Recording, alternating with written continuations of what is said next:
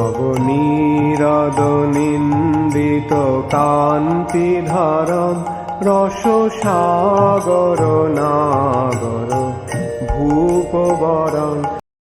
ओम नमो भगवते वासुदेवाय।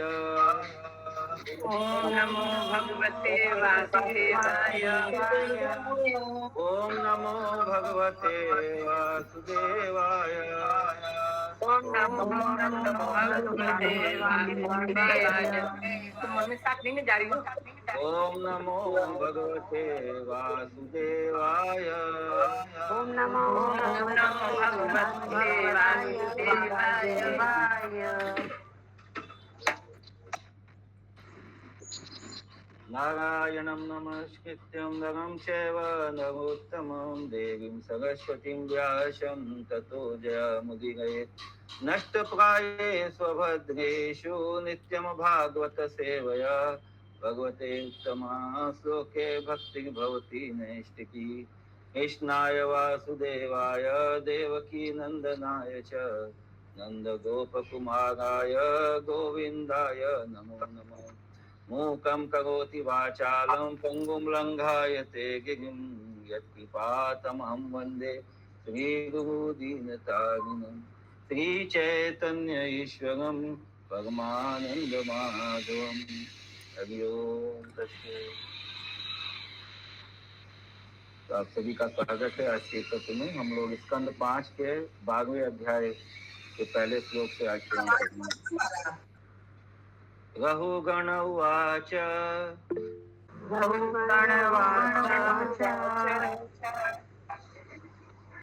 नमो नमः कारण विग्रहाय। नमो नमः कारणविग्रहाय। स्वरूपतुच्छेकित विग्रहाय।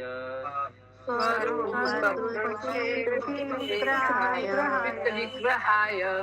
नमो अवधूत द्विजबन्धुलिंग।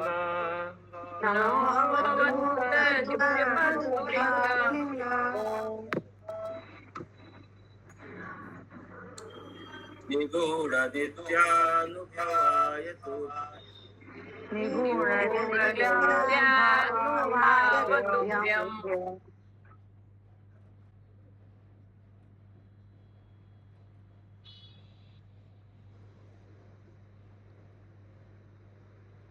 पढ़े प्रभु जी।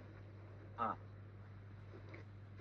राजा रघुगण ने कहा, हे महात्मन, आप पूर्ण पुरुषोत्तम भगवान से भिन्न नहीं हैं। आपके प्रभाव से शास्त्रों के समस्त विरोधाभास दूर हो गए हैं। आप ब्रह्म बंधु के वेश में अपने दिव्य आनंदमय स्वरूप को छिपाए हुए हैं।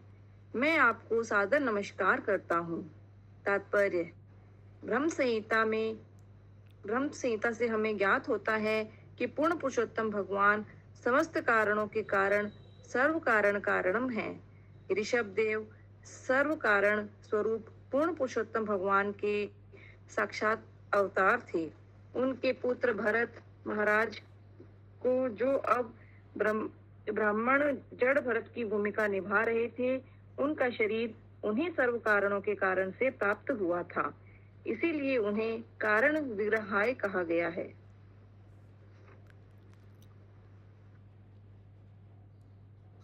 तात्पर्य श्रील प्रभुपाद के द्वारा। पढ़ दिया प्रभु जी, पढ़ दिया। अच्छा, ये अनुवाद तात्पर्य दोनों हो गए। श्लोक संख्या 2।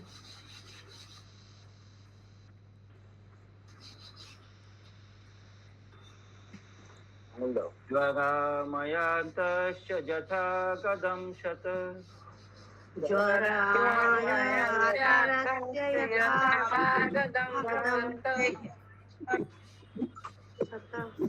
निदादधिष्ठस्य यथा हिमः।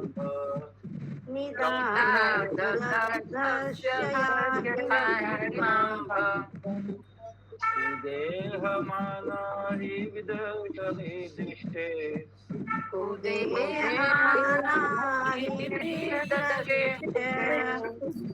ब्रह्मन् वचस्ते अमृतम् औषधं मे।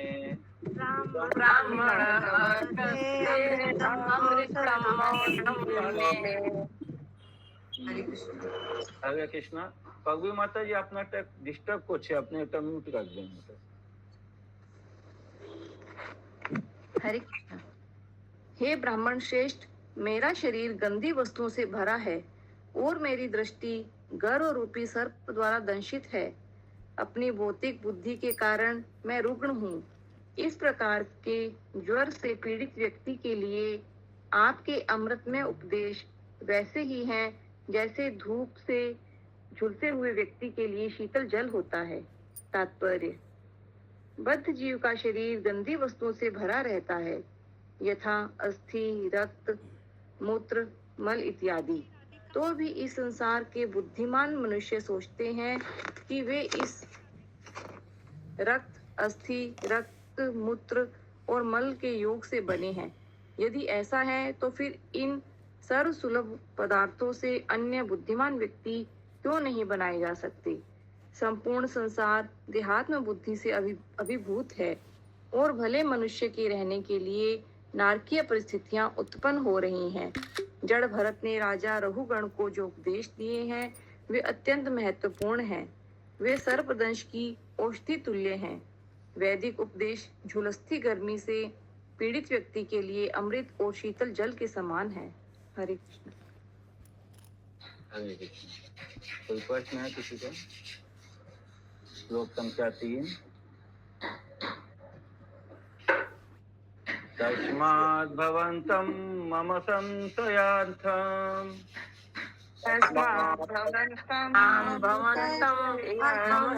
संशयार्थम् रक्षामि पश्चादधुना सुबोधा। रक्षामि पश्चात् अधुना बोधम्। आध्यात्मयोगाघटितं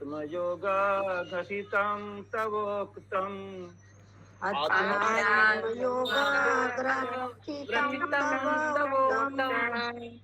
आख्याहि कौतूहलचेतसो मे।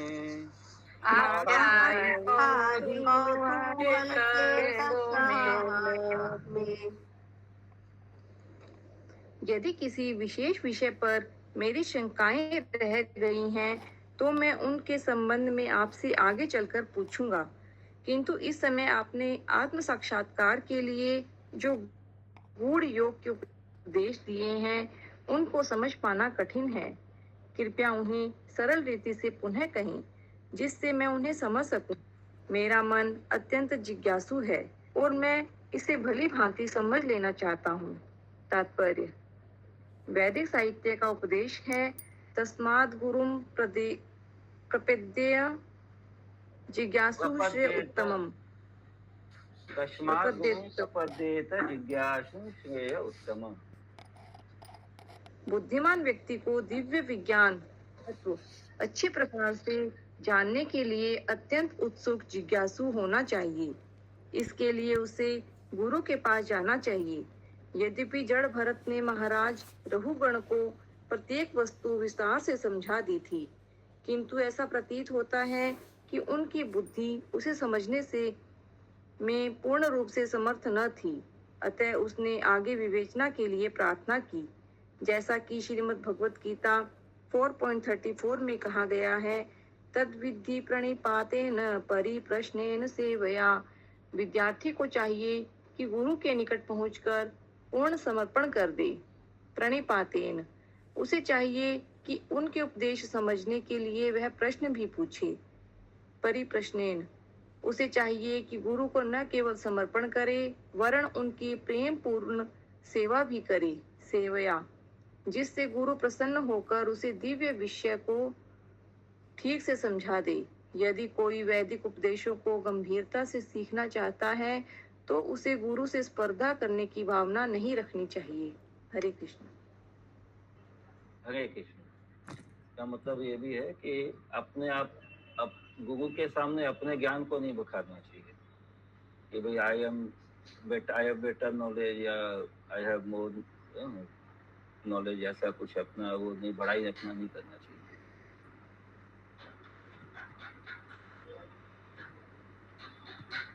श्लोक संख्या 4। यदा योगेश्वर दृश्यमानम् यदा योगेश्वरदृश्यमानम् क्रियाफलं सद्व्यवहारमूलम् क्रियाफलं सद्व्यवहारमूलम् नाह्यजश तत्त्वविमर्शनाय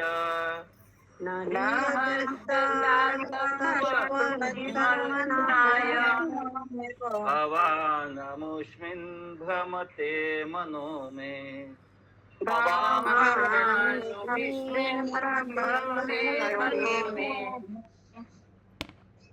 हे योगेश्वर, आपने कहा है कि शरीर को इधर उधर हिलाने डुलाने से उत्पन्न थकान प्रत्यक्ष अनुभव गम्य है, किंतु वास्तव में कोई थकान नहीं रहती, वह तो कहने के लिए होती है। ऐसे प्रश्नोत्तरों से परम सत्य के विषय में कोई निष्कर्ष नहीं निकाला जा सकता। आपके इस कथन से मेरा मन कुछ कुछ विचलित है। तात्पर्य, देहात्म बुद्धि के संबंध में औपचारिक प्रश्नोत्तर से परम सत्य का ज्ञान नहीं होता। देखिए, जब राजा ने उनको कटाक्ष में कहा था ना कि लगता है आप बहुत थक गए हैं या आप अकेले ही पूरा पालकी ढो रहे हैं, व्यंग में जब कहा था, उसी के ऊपर बाद में जो जड़ भगत महाराज ने उनको रिप्लाई दिया था, उसी को राजा फिर से उसको समझने के लिए प्रश्न कर। हाँ, तात्पर्य, देहात्म बुद्धि के संबंध में औपचारिक प्रश्नोत्तर से परम सत्य का ज्ञान नहीं होता। शारीरिक दुखों तथा सुखों की औपचारिक समझ परम सत्य के ज्ञान से भिन्न होती है। श्रीमद् भगवत गीता में भगवान श्री कृष्ण अर्जुन को बताते हैं कि शरीर द्वारा किए जाने वाले सुख दुख के अनुभव क्षणिक हैं, वे तो आते जाते रहते हैं। मनुष्य को चाहिए कि वह इनसे विचलित न हो, वरन इन्हें सहन करे और आध्यात्मिक साक्षात्कार प्राप्त करने में लगा रहे।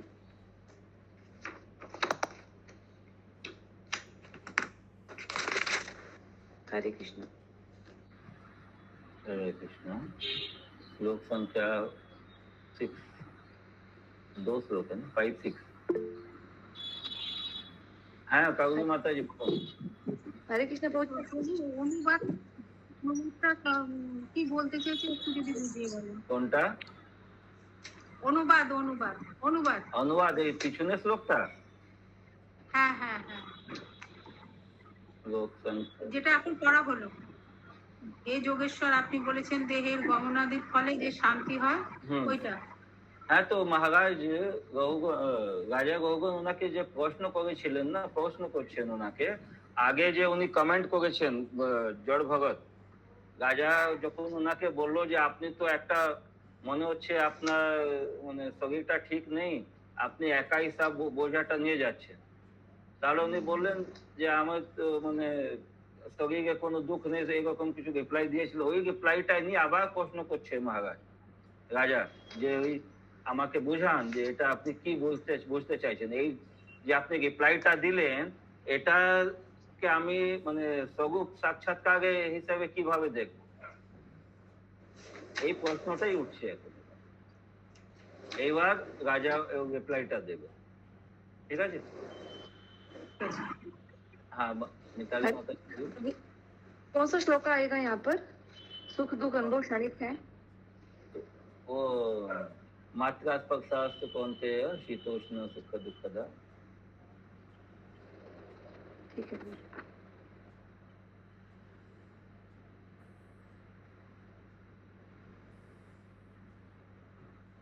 श्लोक संख्या 5 और 6। ब्राह्मण उवाच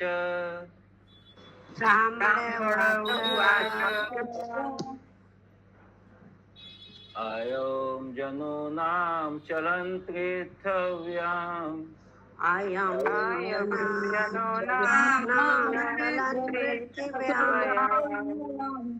य पार्थिव कस्य हेतो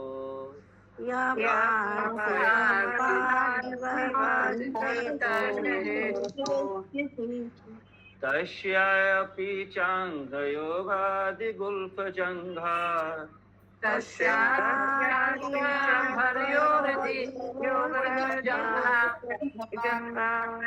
जानुर्मध्यो शिरोधरांसा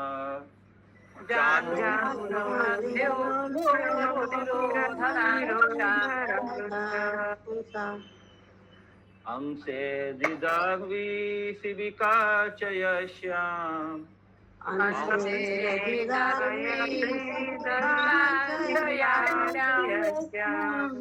शौवीरराजेति अपदेशयास्ते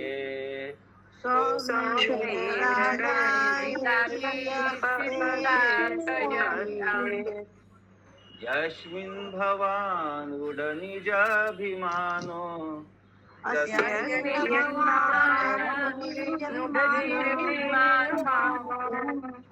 राजास्मि सिन्धुष्व इति दुर्मदान्ध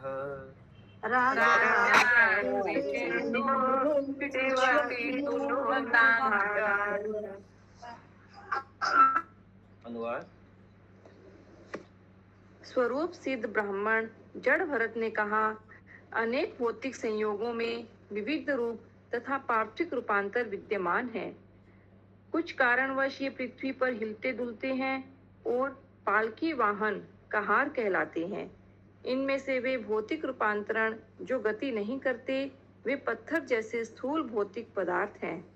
प्रत्येक दशा में यह भौतिक देह पांव, टखना, पिंडली, घुटना, जांग, कमर, गर्दन तथा सिर के ऊपर में मिट्टी तथा पत्थर से बनी है। इसके जांघों के ऊपर काष्ठ की पालकी रखी है और उसके अंदर सोवीर का तथा कथित राजा बैठा है। राजा का शरीर मिट्टी का अन्य रूपांतर मात्र है, किंतु उस शरीर के अंदर आप स्थित हैं और अहंकार वश अपने आप को सोवीर राज्य का राजा मान रहे हैं। तात्पर्य। हरे कृष्णा। पालकी वहन पढ़िए माता जी अनुवाद थोड़ा। स्वरूप सिद्ध ब्राह्मण जड़ भरत ने कहा, अनेक भौतिक संयोगों में विविध रूप तथा पार्थिव रूपांतरण विद्यमान है। कुछ कारणवश ये पृथ्वी पर हिलते डुलते हैं और पालकी वाहक कहार कहलाते हैं। इनमें से वे भौतिक रूपांतर जो गति नहीं करते, वे पत्थर जैसे स्थूल भौतिक पदार्थ हैं। प्रत्येक दशा में यह भौतिक देह पांव, टखना, पिंडली, घुटना, जांग, कमर, गर्दन तथा सिर के ऊपर में मिट्टी तथा पत्थर से बनी है। इसके कंधों के ऊपर काष्ठ की पालकी है और उसके अंदर सोवीर का तथा राजा। यह स्थिति में माता जी। हरे कृष्ण प्रभु जी। प्रभु जी, ये पूरा जो अनुवाद है, ये क्या पूरा शरीर के लिए बोला जा रहा है? हाँ, कैसे मतलब भौतिक तत्वों के संयोग से बहुत तरह के फॉर्म्स रूप बनते हैं, जिसमें से कुछ जड़ है, कुछ चेतन है, जो नहीं हिलते डुलते हैं, कुछ हिलते डुलते हैं। वो ऐसे बता रहा आगे। फिर कैसे वो आपका जो शरीर है, उसमें भी जो जो चीज है, सब तो पंच तत्व का है, मिट्टी है, उसी को राजा को पता है। ठीक है, इसीलिए रिपीट करवाएं इसको ध्यान। ठीक है प्रभु जी।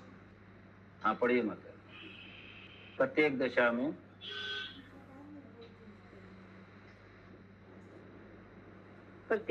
में यह भौतिक देह पांव, टखना, पिंडली, घुटना, जांग, कमर, गर्दन तथा सिर के रूप में मिट्टी तथा पत्थर से बनी है। इसके कंधों के ऊपर काष्ठ की पालकी रखी है और उसके अंदर सोवीर का तथा कथित राजा बैठा है। राजा का शरीर मिट्टी का अन्य रूपांतर मात्र है, किंतु उस शरीर के अंदर आप स्थित हैं और अहंकार वश अपने आप को सोवीर राज्य का राजा मान रही हैं। हरे कृष्ण। तो राजा के शरीर में कौन स्थित है?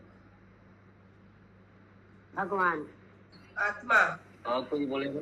आत्मा नहीं, भगवान तो है ही है परमात्मा रूप में सभी के। आत्मा। तो यहाँ पे अभी जो बोल रहे हैं, वो राजा के शरीर में आप स्थित है, मतलब वो आत्मा, उनकी आत्मा को संबोधन कर।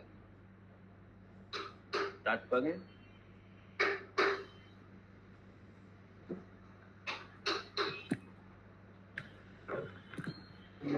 कहाँ है मिताली माता जी?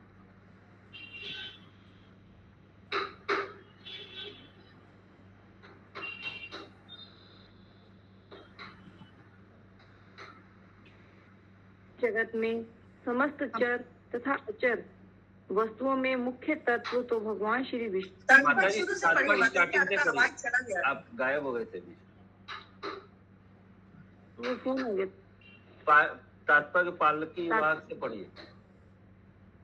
पालकी वाहक तथा पालकी के यात्री के शरीरों का विश्लेषण करते हुए जड़ भरत इस निष्कर्ष पर पहुंचते हैं कि वास्तविक प्राण शक्ति तो जीवात्मा है। जीवात्मा भगवान श्री विष्णु का ही अंश रूप है। अतः इस भौतिक जगत में समस्त चर तथा अचर वस्तुओं में मुख्य तत्व तो भगवान विष्णु ही है। उनकी उपस्थिति के कारण ही प्रत्येक वस्तु कार्यशील है और क्या होते हैं। जो यह जानता है कि प्रत्येक वस्तु के मूल कारण भगवान श्री विष्णु है। हरे कृष्णा, भगवत गीता का कौन सा श्लोक में भगवान बोलते हैं जीवात्मा अंश है? भगवान का हाथ खड़ा कीजिएगा। और कोई नहीं, बहुत फेमस श्लोक है, प्रभुपाद बहुत बार उसको कोट किए हैं, बहुत जगह तात्पर्य। यह शशि माता जी बताइए। प्रभु जी नहीं होगा ना, ममे वांस जीव लोके जीव भूत सनातन 15.7 प्रकट स्थानी कर्षति। जारी बोला जी, ममे वांसो जीव लोके जीव भूत सनातन। हाँ कंटिन्यू कीजिए माता। जानता है कि प्रत्येक वस्तु के मूल कारण भगवान श्री विष्णु हैं, उसे तत्व ज्ञानी समझना चाहिए। यद्यपि राजा रघुगण को राजा होने का अहंकार था, किंतु वह वास्तव में ज्ञान में स्थित नहीं था। इसीलिए वह कहारों को डांट रहा था, जिसमें स्वरूप सिद्ध ब्राह्मण जड़ भरत भी थे। जड़ भरत द्वारा राजा पर यह पहला आरोप था, जो प्रत्येक वस्तु को पदार्थ मानकर अविद्या के कारण आत्मसिद्ध ब्राह्मण से बोलने का दुस्साहस कर रहा था। राजा रघुगण का तर्क था कि जीवात्मा तो शरीर के अंदर है, अतः जब वह शरीर थकता है तो उसके अंदर की जीवात्मा अवश्य कष्ट भोगती होगी। लेकिन अगले श्लोकों में यह भली भांति समझाया गया है कि शरीर की थकान से जीवात्मा को कष्ट नहीं होता। श्रील विश्वनाथ चक्रवर्ती आभूषणों से लदे एक बालक का उदाहरण प्रस्तुत करते हैं। यदि बालक का शरीर अत्यंत सुकुमार होता, किंतु न तो उसे थकान का अनुभव होता और न उसके अभिभावक ही आभूषणों को उतारने के लिए व्यग्र होते। जीवात्मा को शारीरिक सुख दुख से कुछ भी लेना देना नहीं होता। ये तो मानसिक तर्क मात्र है। जो बुद्धिमान व्यक्ति होगा वह हर पल वस्तु का मूल कारण ढूंढ निकालेगा। लौकिक व्यवहार में भौतिक संयोगों तथा परिवर्तन क्रम को तथ्य कहा जा सकता है, किंतु जीवन शक्ति आत्मा को इनमें से कोई सरोकार नहीं होता। इनसे कोई सरोकार नहीं होता। जो भौतिक दृष्टि से असंतुलित हैं, वे शरीर की चिंता करते हैं और दरिद्र नारायण की सृष्टि करते हैं, किंतु यह सच नहीं है कि शरीर के दरिद्र या निर्धन होने से आत्मा या परमात्मा भी दरिद्र हो सकते हैं। ऐसा तो अज्ञानी ही कहता है। आत्मा तथा परमात्मा शारीरिक सुख दुख से सर्वदा भिन्न होते हैं। हरे कृष्ण। हरे कृष्ण। तो ये बहुत जगह जो हम लोग ये सुनते हैं ना बहुत बार कि दरिद्र नारायण का कंसेप्ट है, ये एकदम गलत है, बोगस है। भगवान कभी दरिद्र या अमीर ऐसा नहीं हो सकता।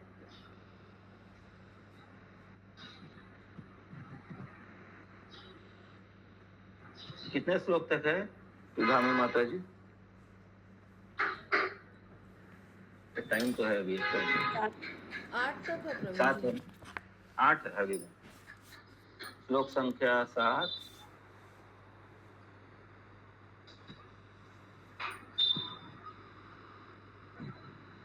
सोच्यानि मां त्वाम् अधिकष्टदीनान् ज्ञान इमाम ताम अधिकृत दीनान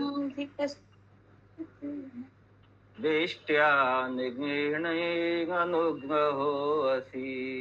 विष्टया निग्रहान निर्गुणो ग्रहासि जनस्य भोक्तास्मि विकथमानो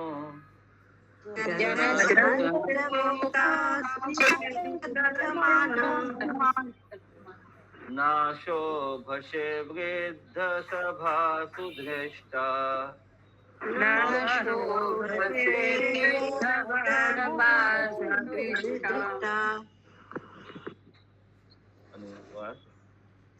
किंतु यह सच है कि बेगारी में तुम्हारी पालकी ले जाने वाले ये निर्दोष व्यक्ति इस अन्याय के कारण दुख उठा रहे हैं।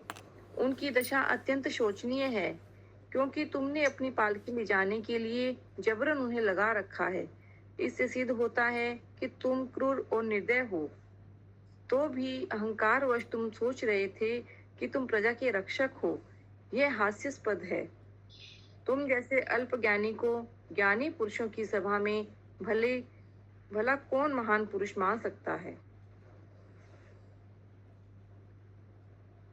तात्पर्य: राजा रघुगण को अपने राजा होने का अभिमान था और यह सोचते था कि उसे अपनी प्रजा पर अपनी इच्छा अनुसार नियंत्रण करने का अधिकार था, जबकि वह बेगारी में लोगों से पालकी ढुलवाकर अकारण ही उन्हें पीड़ित कर रहा था। इतने पर भी वह अपने आप को प्रजा का रक्षक समझ रहा था। वस्तुतः राजा को पूर्ण पुरुषोत्तम भगवान का प्रतिनिधि होना चाहिए, इसीलिए वह नर देवता अर्थात मनुष्यों का स्वामी कहलाता है। किंतु यदि राजा अपने आप को राज्य का प्रमुख समझदार प्रजा का उपयोग अपनी इंद्रिय तृप्ति के लिए करता है तो वह भूल करता है। विद्वान लोग ऐसी प्रवृत्ति की रक्षा नहीं करते। वैदिक नियमों के अनुसार राजा को विद्वान साधुओं, ब्राह्मणों तथा विद्वानों से सलाह लेनी चाहिए, जो कि धर्मशास्त्र में दिए गए आदेशों के अनुसार उसे सलाह देते हैं। राजा का धर्म है कि वह इन आदेशों को माने। विद्वान जन राजा द्वारा प्रजा का उपयोग कभी पसंद नहीं करते। उसे चाहिए कि वह प्रजा का संरक्षण प्रदान करे। राजा को ऐसा दुष्ट नहीं बनना चाहिए जिससे वह अपने स्वार्थ हेतु प्रजा का शोषण करे। मतलब ये बड़ा दोष है ये, और यही भी एक टेंडेंसी है जिसके कारण हम लोग आध्यात्मिक जगत से यहाँ इस जगत में, क्योंकि अपने आप को हम लोग जब खुद कंट्रोलर बनने का इच्छा हुआ, खुद सेल्फ सेंस ग्रेटिफिकेशन का इच्छा हुआ, तो हम लोगों का पतन हुआ, हम लोग ऊपर से नीचे आए। कंटिन्यू। श्रीमद् भागवतम में कहा गया है कि कलयुग में राज्य के शासक डाकू तथा चोर होंगे। ये डाकू तथा चोर जनता के धन और उनकी संपत्ति को छल से या बलपूर्वक ले लेते हैं।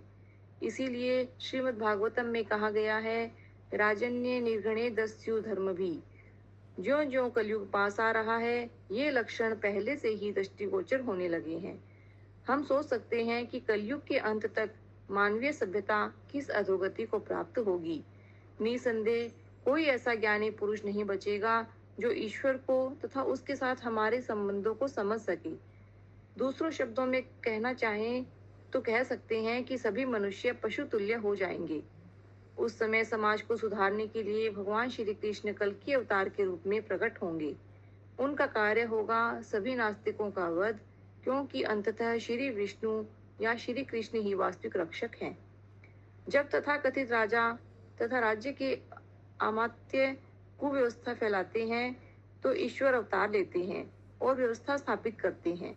जैसे श्री कृष्ण भगवत गीता में कहते हैं, यदा यदा ही धर्मस्य ग्लानिर्भवति भारता। निसंदेह इसमें अनेक वर्ष लगते हैं, किंतु नियम यही है कि जब राजा या अमात्य उचित नियमों का पालन नहीं करते तो प्रकृति युद्ध, अकाल इत्यादि के रूप में दंड देती है। यदि राजा के प्रमुख जीवन के परम उद्देश्य से परिचित नहीं है तो उन्हें प्रजा पर शासन करने का भार नहीं लेना चाहिए। वस्तुतः प्रत्येक वस्तु के परम स्वामी तो भगवान श्री विष्णु ही, वे ही सबके पालक हैं। राजा, पिता या अभिभावक ये तो भगवान श्री विष्णु के प्रतिनिधि मात्र हैं, जिनके ऊपर व्यवस्था की रखवाली तथा व्यवस्था को बनाए रखने का उत्तरदायित्व सौंपा गया है। अतः राजा का यह कर्तव्य है कि प्रजा को इस प्रकार से सुरक्षित रखे कि उसे अंततः जीवन उद्देश्य का ज्ञान हो सके। न ते विदु स्वार्थ गतिम ही विष्णु दुर्भाग्यवश न तो राज्य का बुद्धिहीन शासक न ही जनता यह मानती है कि जीवन का परम उद्देश्य भगवान श्री विष्णु को जानना और उन तक पहुंचना है। इस ज्ञान के बिना प्रत्येक व्यक्ति अज्ञान में रहता है और संपूर्ण समाज में वंचकों और वंचितों की भरमार हो जाती है।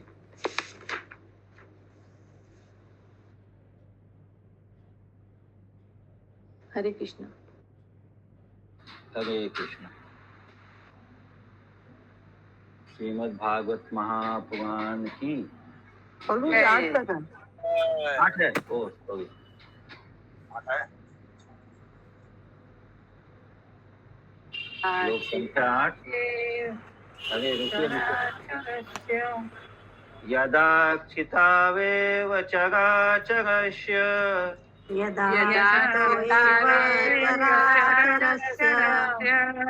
विदामनिष्ठां प्रभवं च नित्यम्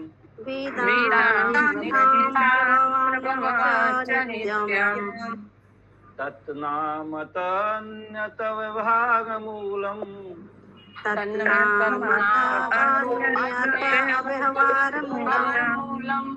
निरूप्यतां शक्तिययानुमेयम्।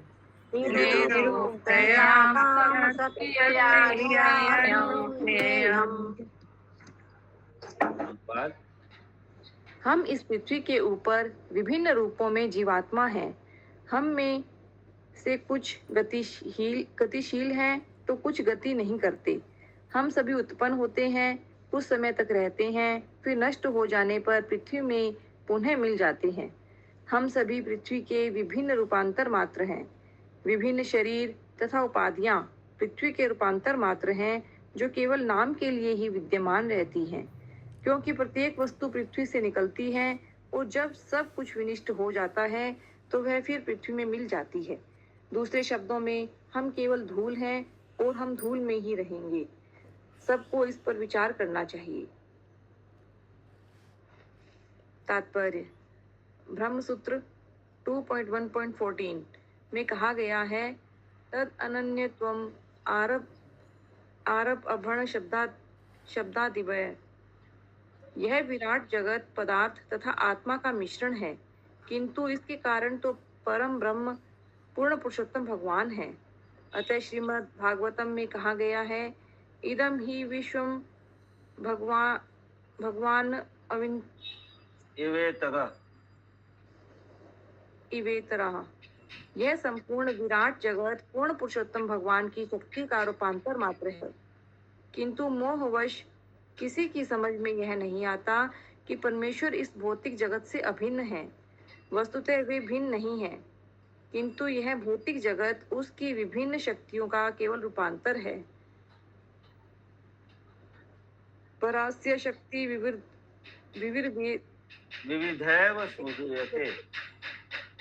वेदों में इस कथन के अन्य रूप भी हैं। सर्वम खलविदम ब्रह्म। पदार्थ तथा आत्मा परम ब्रह्म अर्थात श्री भगवान से अभिन्न है। भगवान श्री कृष्ण ने श्रीमद् भगवत गीता 7.4 में इस कथन की पुष्टि की है। मैं भिन्न प्रकृति रष्ट था। भौतिक शक्ति भगवान श्री कृष्ण की शक्ति है, किंतु वह उनसे विलग हुई शक्ति है। आध्यात्मिक शक्ति भी उन्हीं की शक्ति है, किंतु यह उनसे अभिन्न है। जब यह भौतिक परम आत्मा की सेवा में तत्पर होती है तो वह तथाकथित भौतिक शक्ति भी आध्यात्मिक में बदल जाती है। माता जी म्यूट कीजिए, ठीक से पढ़िए माता ये लाइन। आध्यात्मिक शक्ति भी उन्हीं की शक्ति है, किंतु यह उनसे भिन्न है, अभिन्न है। जब यह भौतिक शक्ति परमात्मा की सेवा में तत्पर होती है तो वह तथाकथित भौतिक शक्ति भी आध्यात्मिक शक्ति में बदल जाती है। जिस सुनीता माता जी। हरे कृष्ण। प्रभु सादर प्रणाम। प्रभु द्रव्य तथा आत्मा भगवान से अभिन्न है, ये द्रव्य क्या है? ये द्रव्य मतलब प्रकृति, जो तत्व जो है, एलिमेंट्स, पदार्थ, मैटर। कंटिन्यू। जिस प्रकार आग में रखने पर लोहा भी आग हो जाता है, जब हम विश्लेषण द्वारा यह समझ सकेंगे कि पूर्ण पुरुषोत्तम भगवान सर्व कारणों के कारण हैं, तब हमारा ज्ञान पूर्ण होगा। विभिन्न शक्तियों के रूपांतर मात्र को समझ लेना अधूरा ज्ञान है। हमें परम कारण तक पहुंचना है। न ते विदु स्वार्थपतिम ही विष्णु। जो लोग समस्त स्रोतों के मूल कारण को जानने में रुचि नहीं रखते, उनका ज्ञान कभी पूर्ण नहीं होता। इस घटनाओं से भरे संसार में कोई भी ऐसी वस्तु नहीं है जो पूर्ण पुरुषोत्तम भगवान की परम शक्ति से उत्पन्न न हुई हो। पृथ्वी से प्राप्त सुगंधियां पृथ्वी से ही उद्भूत है। भले ही हम उन्हें नाना प्रकार से व्यवहार में लाएं, किंतु इनका मूल कारण पृथ्वी ही है और कुछ नहीं। मिट्टी के बने जल पात्र का उपयोग भले ही हम कुछ काल तक जल भरने के लिए करें, किंतु अंततः वह पात्र मिट्टी के अतिरिक्त और कुछ नहीं है। अतः पात्र में, उसके मूल अवयव में तथा मिट्टी में कोई अंतर नहीं है। यह मात्र शक्ति का एक अन्य परिवर्तन ही है। मूल कारण या मूल अवयव तो पूर्ण पुरुषोत्तम भगवान है और उसकी विभिन्न किस्में फल हैं। छांदोग्य उपनिषद में कहा गया है, पढ़ना प्रभु जी। यथा सौम्यकेन मृतपिण्डेन सर्वं विनमयं विज्ञात स्यादवाचारम्भना विकारो नामधेयं ऋषिकेत एव सत्यम्। पृथ्वी का अध्ययन करने वालों को स्वाभाविक रूप से पृथ्वी के आनुषंगिक फलों का भी ज्ञान हो जाता है। इसीलिए वेद कहते हैं, यस्मिन् विज्ञाते सर्वम् एवं विज्ञातम् भवति। यदि कोई आदि कारण भगवान श्री कृष्ण को जान लेता है, जो समस्त कारणों के भी कारण है, तो उन्हें प्रत्येक वस्तु का ज्ञान हो जाता है। भले ही वह विभिन्न किस्मों प्रकारों से में प्रस्तुत क्यों न हो। इन विभिन्न किस्मों प्रकारों के मूल कारण को समझने पर प्रत्येक वस्तु का ज्ञान हो जाता है। यदि हम प्रत्येक वस्तु के मूल कारण भगवान श्री कृष्ण को समझ लें, तो हमें उसकी गौण किस्मों प्रकारों को पृथक से जानने की कोई आवश्यकता नहीं रह जाएगी। अतः प्रारंभ से ही कहा गया है, सत्यम परमम धीमहि। मनुष्य को परम सत्य भगवान श्री कृष्ण भगवान वासुदेव पर ध्यान केंद्रित रखना चाहिए। वासुदेव शब्द पूर्ण पुरुषोत्तम भगवान का सूचक है, जो समस्त कारणों के कारण है। मत्स्थानि सर्वभूतानि न चायं तेषु अवस्थिता। यह प्रत्यक्ष तथा सात्विक दर्शन का सार है। व्यवहार संसार तात्विक संसार पर आश्रित है। इसी प्रकार प्रत्येक पदार्थ परमेश्वर की शक्ति के कारण विद्यमान है। यद्यपि हमारे ज्ञान के कारण परमेश्वर प्रत्येक पदार्थ में हमें दिखाई नहीं पड़ते। हरे कृष्ण। हरे कृष्ण। प्रश्न है किसी का? व्यवहार संसार तात्विक संसार पर आश्रित है। तात्विक संसार क्या हुआ?